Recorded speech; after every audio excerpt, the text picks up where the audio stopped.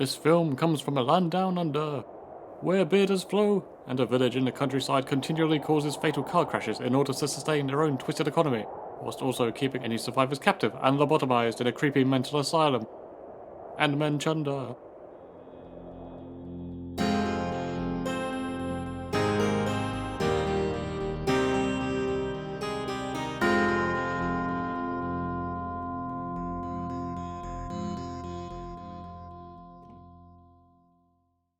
What is it with Australia and car carnage?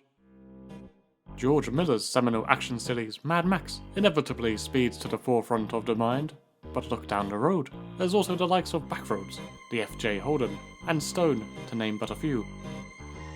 Before all of these came the Cars That Ate Paris, which can take a large chunk of the credit for igniting the fascination with cars and vehicular mayhem in the Australian New Wave.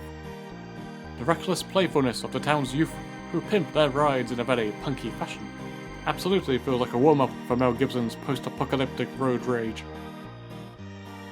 The spiky Volkswagen takes the cake. It was modelled after a spiny anteater, and was featured on the film's now somewhat iconic poster, and in one image sums up the bizarre but threatening presence of this movement.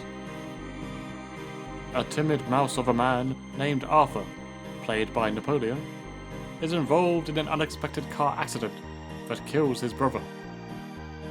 Arthur was already a bit aimless in life, and now that he is suffering from shock, Arthur is slowly indoctrinated into the weird town called Paris.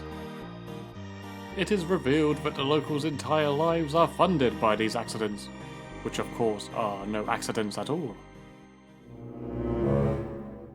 The cars are plundered and sold for scrap. Personal belongings are pawned off. All the while, most survivors are shepherded into the asylum, where the dodgy doctor operates in whichever ways he sees fit. Fearful and threatened, Arthur's phobia of cars keeps him trapped in his nightmare, constantly surrounded by the manic young motorheads and the anxiety-inducing graveyard of vehicles that overlooks the town. The film is an early work from director Peter Weir, many years before he would head over to Hollywood and bring us some fantastic movies such as Students Standing on Tables, Harrison Ford raising a barn with a creepy young Aragorn, and who could forget Jim Carrey repeatedly greeting us a good morning, day, evening, and night. The Cars That Ate Paris is not as polished as those later films by design. The whole picture reeks of a renegade vibe, but with enough competence and experience behind the camera that it does not feel rough or amateurish. The opening to the film adds to this argument from the very first frame. A beautiful couple are enjoying an all-too-perfect day trip. The visuals are suspiciously bright and welcoming.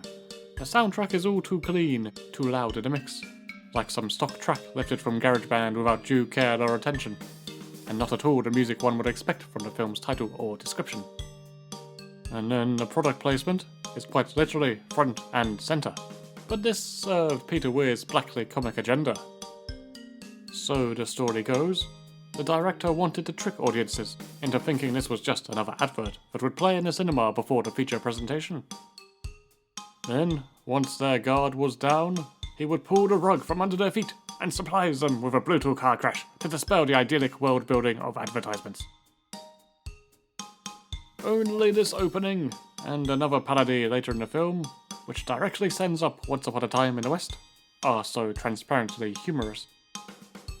Don't get me wrong, there's comedy underlining much of the film, but it is mostly so dry and dark that it does not undercut the horror occurring in this little town, and instead feeds right into the off-kilter atmosphere.